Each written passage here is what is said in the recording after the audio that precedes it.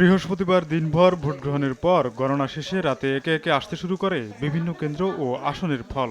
এর মধ্যে রাতে নানা অভিযোগ নিয়ে ইসিতে যায় জামায়াতে ইসলামীর একটি প্রতিনিধি দল। কথা বলছি নির্বাচন কমিশনের সাথে, তাদের ব্যাখ্যা আমরা জানবো। আমরা তাদের সাথে ফোনেও কথা বলেছি, এখন ফিজিক্যালি আসছি, আমরা তাদের বক্তব্য শুনবো এবং এটার ব্যাপারে আমরা কোনো ধরনের কোনো ছাড় দেব না। আমরা যদি জনগণের এই মতামতকে বা জনগণের দেওয়া এই ভোটাধিকারকে চক্রান্ত এবং ষড়যন্ত্রের মাধ্যমে ম্যানিপুলেশন করার চেষ্টা করা হয়, তাহলে অবশ্যই আমরা আমাদের কর্মসূচি এবং সেটাকে বাস্তবায়নের জন্য যে ধরনের কর্মসূচি দেওয়া সেটা আমরা দেব।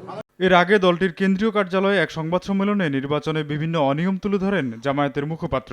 সেখানে কমপক্ষে 8টি সিট যেখানে ফাইনাল হওয়ার পর আবার নির্বাচন কর্মকর্তারা ফেরত নিয়েছেন, সেখানে তারা কলম দিয়ে কাটাকাটি করেছেন এবং বলেছেন যে এটা আমাদের ভুল হয়েছে, নতুন করে সেটা দেওয়া আছে।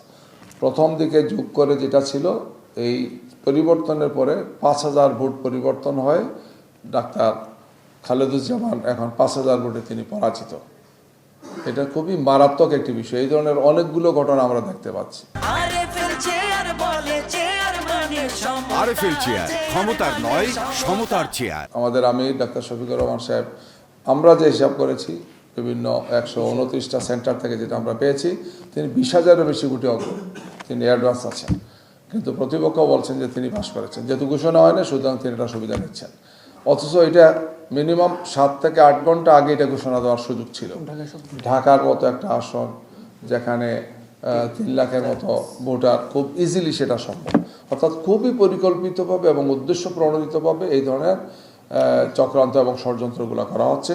এছাড়া কিছু আসনে গণনা শেষ হওয়ার পরও ফল প্রকাশ না করা, কিছু আসনে গণনা শেষ হওয়ার আগেই গণমাধ্যমে ফল প্রকাশ করার অভিযোগ করেন জামায়াতের আমির ডাক্তার শফিকুর রহমান। আমরা যতদূর জানতে পেরেছি, সংস্কারের জন্য যে গণভোট ছিল, সেই গণভোটের পক্ষে হা ভোট বেশি পড়েছে।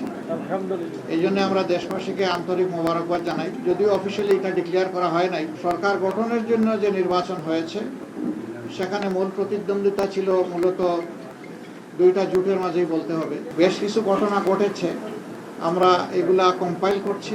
বেশ কিছু আসনে আমাদের জানা মতো আমরা এগিয়ে আছি এবং গণনাও কমপ্লিট, কিন্তু স্থানীয়ভাবে যারা রিটার্নিং অফিসার আছেন তারা ঘোষণা দিচ্ছেন না, ঝুলিয়ে রেখেছেন।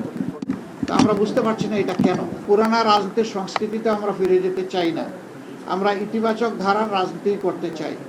রাজনীতি যদি দেশের মানুষের জন্য হয়, তাহলে যারা রাজনীতি করবেন তাদেরকে এই কথা মেনে নিতে হবে যে পাশ করার গ্যারান্টি নিয়ে কোনো নির্বাচন হয় না, কোনো রাজনীতি হয় না।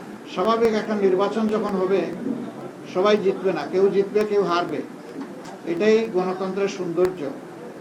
আমাদের দেশে কিছু সংস্কৃতি আছে, আমরা এই সংস্কৃতিকে পাল্টানোর পক্ষে। তবে আমাদের কিছু অবজারভেশন আছে, সেই অবজারভেশনগুলো আমরা জাতির সামনে তুলে ধরার পক্ষে। জামায়াতে ইসলামীর নেতৃত্বে ত্রয়োদশ জাতীয় সংসদ নির্বাচনে অংশ নিচ্ছে এনসিপি সহ 11 দলীয় জোট। বসিয়ে রাখা হলো দীর্ঘ সময়। তোফাজ্জল হোসাইন, সময় সংবাদ, ঢাকা।